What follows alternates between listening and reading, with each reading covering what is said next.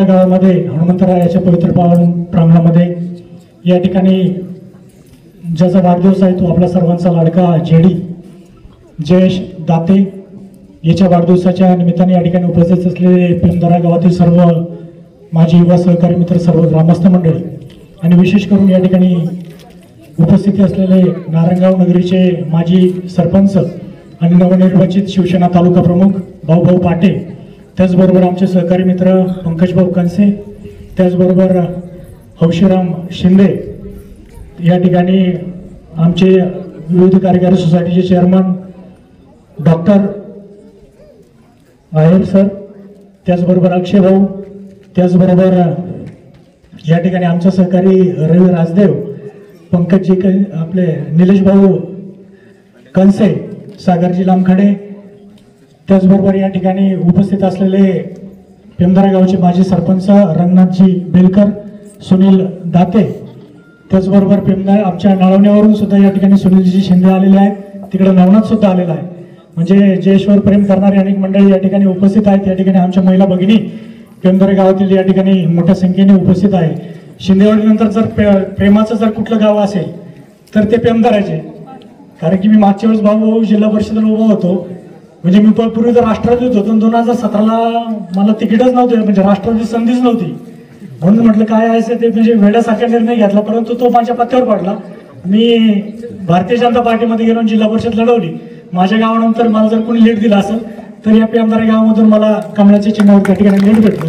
निश्चित स्वरूपाने या गावाचे उपकार माझ्यावर आहेतच आणि त्या उपकारातून ऋण होण्याचं काम मी भविष्यकाळात निश्चित स्वरूपाने करणार आहे. जयच्या बाबतीत आपण या ठिकाणी सागर भाऊ जे भाषण करत असताना मी बऱ्याचशा गोष्टी ऐकली. तो सर्वसामान्य कुटुंबातील गोरगरीब शेतकरी परिवारातील आपला हा युवा सहकारी, शिक्षण घेतलं, परंतु गेल्या 1-2 वर्षापासून तो त्या आजारात त्या ठिकाणी अडचणीत आला होता, परंतु त्यातून तो त्याच्या आत्मशक्तीच्या जोरावर त्या ठिकाणी बाहेर आला. आपल्या कुटुंबाच्या परिस्थितीची त्याला जाण आहे, चांगल्या पद्धतीने शिक्षण घेतलेलं आहे.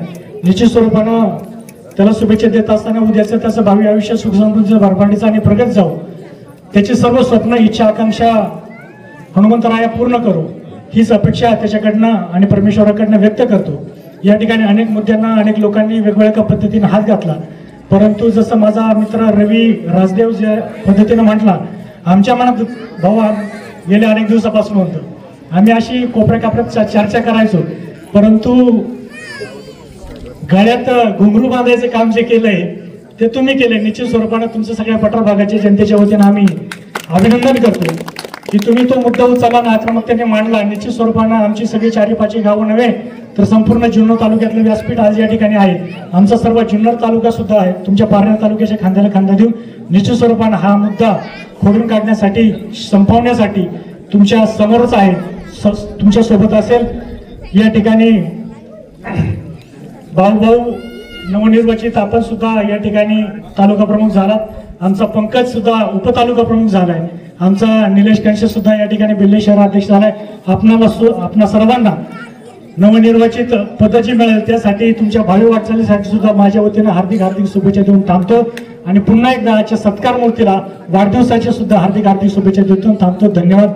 जय हिंद, जय महाराष्ट्र, जय श्रीराम. धन्यवाद सर. तदनंतर या ठिकाणी 2च शुभेच्छा आहेत आता, आणि आपल्याला सर्वांना माहीत आहे पेमदारा गावावरती विशेष प्रेम असणार आमचे पाणीदार मित्र भाऊ आपल्याला सांगू इच्छितो. पंकज भाऊंच्या माध्यमातून या ठिकाणी 2 ते 3 रस्त्यांचं काम झालेलं आहे. त्याचप्रमाणे या ठिकाणी मधल्या आळीमध्ये एक सभा मंडप पंकज भाऊंनी शब्द दिला होता आणि तरुण मंडळीने जसा शब्द दिला त्याप्रमाणे पंकज भाऊंनी त्या सभा मंडपाचं पूर्ण झालेलं काम आहे. हा म्हणजे त्यांच्या स्वखर्चातून दिलेलं आहे, ते वैयक्तिक त्यांनी केलेलं आहे आणि मंडपाचं काम पूर्ण झालंय, बरोबर ना.